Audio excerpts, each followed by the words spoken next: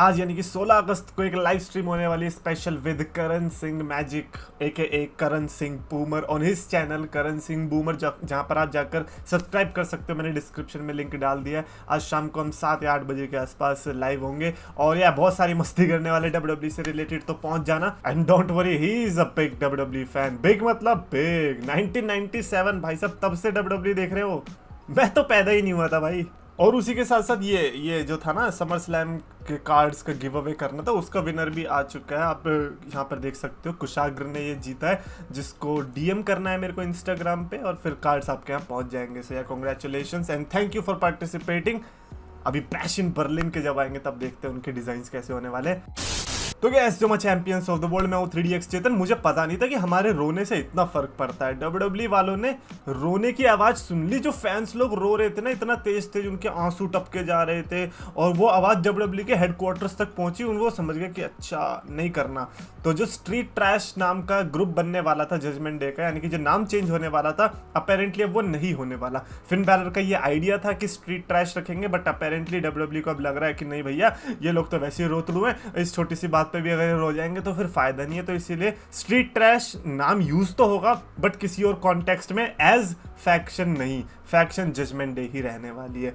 और यार रहनी भी चाहिए। लाइक जैसे हमने एज को धोखा देते हुए देखा था कि एज को धोखा दे दिया था बट जजमेंट डे थी, अब डेमियन प्रीस्ट को धोखा दे दिया तो जजमेंट डे रहना चाहिए। I think Judgment Day should be generational, कि हाँ यार सब चेंज हो जाएगा लेकिन नाम रहेगा, एक लेगेसी रहने वाली। एक भी बंदा अगर पुरानी जजमेंट डे का है ना तो चलेगा, एक रहना चाहिए बस। यार डब्ल्यूडब्ल्यू भी मस्त जगह नहीं है, यहाँ पे अपनी ही टीम के लिए बंदे ने नाम सोचा है, गली का कचरा।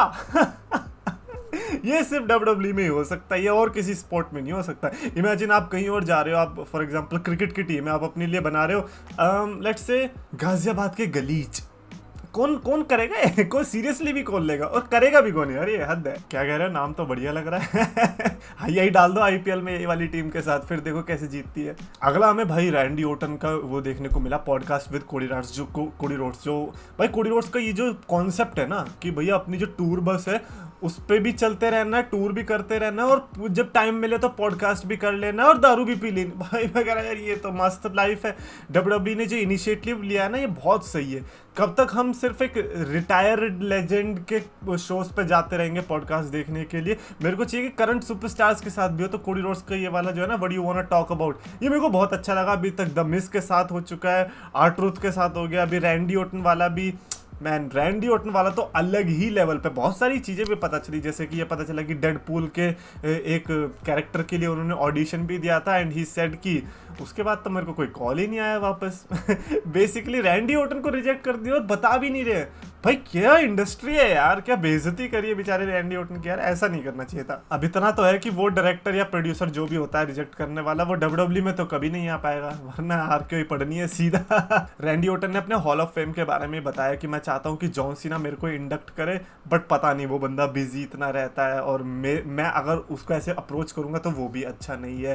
तो और ऊपर से एक में तो रो ही गए थे जब कोडी रोड्स ने ये चीज़ बताई ना कि यार मेरे घर पे ना एक फोटो लगी हुई जिसमें you are looking up at me. I think WrestleMania वाली बात है, जिसमें जब उन्होंने चैंपियनशिप जीती है तो उन्होंने बताया कि फाइनली मैंने वो चीज़ करके दिखाती। रैंडी ओटन बिलीव्ड इन मी और जब ये चीज़ हुई तो मेरे को ऐसा लगा कि अच्छा ठीक है, मैंने किसी के भरोसे पे खरा उतरा हूँ। और वो चीज़ सुन के दोनों लाइक इमोशनली हो गए, ऑलमोस्ट रो ही गए थे।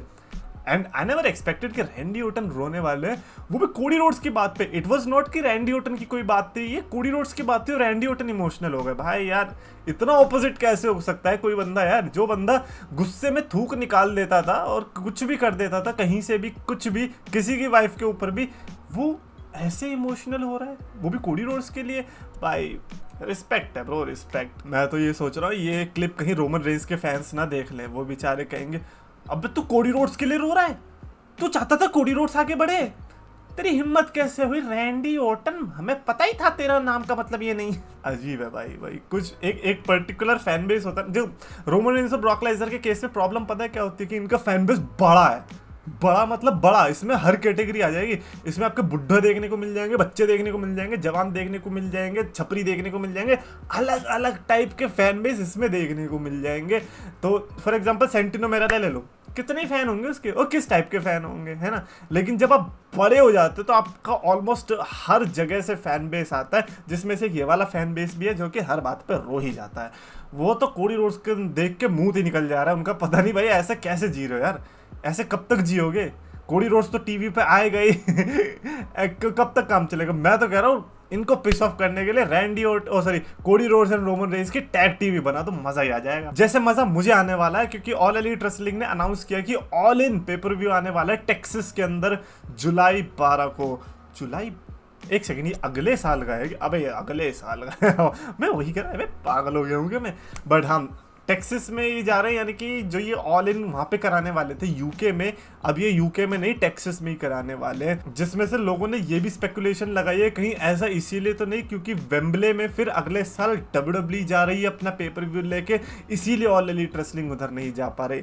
भाई अगर ऐसा है तो पता चल जाएगा बिग डॉग कौन है एक्चुअली में, क्योंकि अगर लाइक लेजिट लंदन में कोई बड़ा पेपर व्यू हो गया वेम्बले वगैरह में, तो मैं मान जाऊंगा कि भाई WWE ने ना बात करके बोल दिया कि या तो हम करेंगे या ऑल एलीट रेसलिंग करेगी, अब देख लो किसको करना है। और उन्होंने बोला ऑब्वियसली ऑल एलीट रेसलिंग को कौन लेगा, तो WWE वाले आ जाओ। अब उसके लिए तो हमें अगले साल का ही वेट करना पड़ेगा, अनलेस WWE पहले ही बता देती है कि नहीं हम लंदन में आ रहे हैं। उसके अलावा एक और मस्त इमोशनल चीज थी भाई, मैं तो ये वाला पढ़ के पता नहीं मेरे को इमोशनल सा हो गया। डेविन प्रीस्ट ने एक चीज बताई, उसने कहा कि उन्हें ऐसा लगता था कि जब एज निकला ना जजमेंट डे से, तो वो बस वेट कर रहे थे कि कब उन पे कॉल आएगा और उन्हें पता चलेगा कि वो रिलीज हो चुके हैं।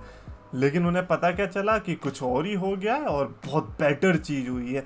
तो भाई ऑब्वियसली आना बनता है, क्योंकि वो फेज ऐसा था उस टाइम पे, रिलीज भाई लिटरली लोग डर के रहते थे कि जब फोन आ रहा है अरे यार कहीं रिलीज के लिए तो नहीं आ रहा है। तो डेविन प्रीस्ट का डरना बनता भी था कि भाई जजमेंट डे टूट रही है, कहीं इसका मतलब तो नहीं है कि ये लोग रिलीज करने वाले हैं।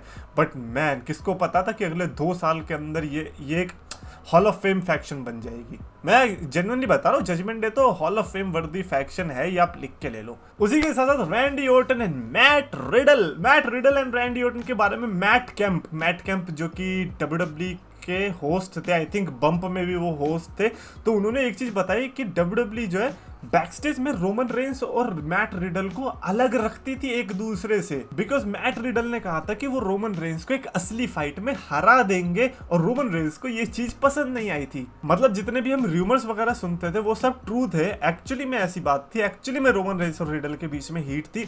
एक तो मेरे को ये बच्चे पसंद नहीं आते जो बीच में आगे कहते हैं रियल फाइट में आ जाओ, रियल फाइट में कौन है, रियल फाइट रियल फाइट है ये मैट रिडल नशेड़ी एक नंबर का, कोई लॉजिक है? अबे तो यूएफसी में था तो यूएफसी में लड़ता रहता ना रियल फाइट, क्यों आ गया इसमें स्क्रिप्टेड स्पोर्ट में? और जब तेरे को पता है स्क्रिप्टेड स्पोर्ट है तो फिर यहाँ पे आके क्यों अपना धमा चौकड़ी मचा रहा है? इमेजिन कोई पहले शेफ होगा और वो बाद में प्रोफेशनल रेसलर बनता है, वो यहाँ पे आके बोलेगा क्या मैं तो इसको कुकिंग में हरा ही दूंगा, ये क्या है, इन्हें आता भी है खाना बनाना, अबे ये रोमन रेंस को तो मैं अपने जूतों के नीचे रखूं, इससे अच्छा खाना बनाता हूँ मैं। बोलेगा वो? नहीं बोलेगा ना, अलग अलग स्पोर्ट है ना। इन्हें पता नहीं क्यों रियल फाइट है। भाई तू गधा भी तो है तू, जो रियल फाइट को ला रहा है हर जगह पे। कोई बोल रहा है तेरे से लड़ने को, इतना लड़ने का शौक है तो जाके आर्मी में ज्वाइन हो जाए ना, लड़ ले। फालतू की चौड़ है। और सबसे ज्यादा आती है यूएफसी वालों से। यूएफसी वालों में कोई भी देख लूंगा मैं इनके कमेंट, रियल में तो यही तगड़े है, रियल में तो रियल फाइट। पता नहीं इनके टेस्टोस्टेरोन कहाँ फटे जा रहे हैं इतने। सही हुआ भाई इस नशेड़ी को निकाल दिया। मैं तो WWE को थैंक यू बोलना चाहता हूँ कि भाई थैंक यू। और जेन्युइनली बताऊँ, अगर लाइक लेजिट रियल फाइट की बात करनी है तो मेरे को लगता है रोमन रेंस फोड़ देगा रिडल तेरे को। मेरे को लगता है तेरे पे भले ही मूव्स होंगे वो वाले जो तूने यूएफसी में सीखे होंगे, अगर रोमन रेंस भी सीख लेगा तो वो तेरा आराम से जबड़ा इधर का उधर कर ही देगा। 420 का फिर तू 42 भी नहीं कर पाएगा। खैर उसके अलावा ब्रॉक लेसनर की भी बात करते हैं। Do we need Brock Lesnar actually? Like मेरे को ना एक टाइम याद आता है जब ब्रॉक लेसनर ने रिटर्न किया था अपना, जब जॉन सीना और रोमन रेंस का समर स्लैम मैच हुआ था, उसके बाद ब्रॉक लेसनर की एक अलग ही वाइब थी। बट आई वुड से कि लाइक जो ब्रॉक लेसनर था ना उसके पहले वाला, लाइक जो छोड़ के गया था 2020 में रॉयल रंबल वाला, वो ऐसा ब्रॉक लेसनर था कि वो मेरे को चाहिए। एक ऐसा ब्रॉक लेसनर जिसे देख के एक ऐसा ब्रॉक लेसनर नहीं जो कोडी रोड्स से आके हार जा रहा है, वो वाला बिल्कुल भी नहीं चाहिए। अगर ब्रॉक लेसनर अब आएगा, मैं नहीं चाहता कि ये वाला कैरेक्टर लेके आए, वो पुराना वाला ही बीस्ट वाला, मैं तो उसी को बीस्ट मानता हूँ। Cowboy Brock Lesnar, I mean look wise तो ब्रॉक लेसनर अच्छा था ये वाला काउबॉय वाला, लेकिन अगर मैं एक बात करूं विशियस ब्रॉक लेसनर की, रूथलेस ब्रॉक लेसनर की, एक ऐसे ब्रॉक लेसनर की जो कि आपके मुंह में हाथ डाल के आपका जबड़ा खींच सकता है, तो वो ब्रॉक लेसनर वही था जो कि 2020 से पहले था। और वही मैं चाहता हूँ कि वापस आए, क्योंकि ये काउबॉय वाले ब्रॉक लेसनर को देखने में उतना मजा मेरे लिए तो है नहीं, अनलेस अब वो कुछ कैरेक्टर में चेंज करके आ रहे हैं तो। और प्लीज़ यार ब्रॉक लेसनर, एक मेरी रिक्वेस्ट रहेगी कि किसी से भी हारने को मत मानो।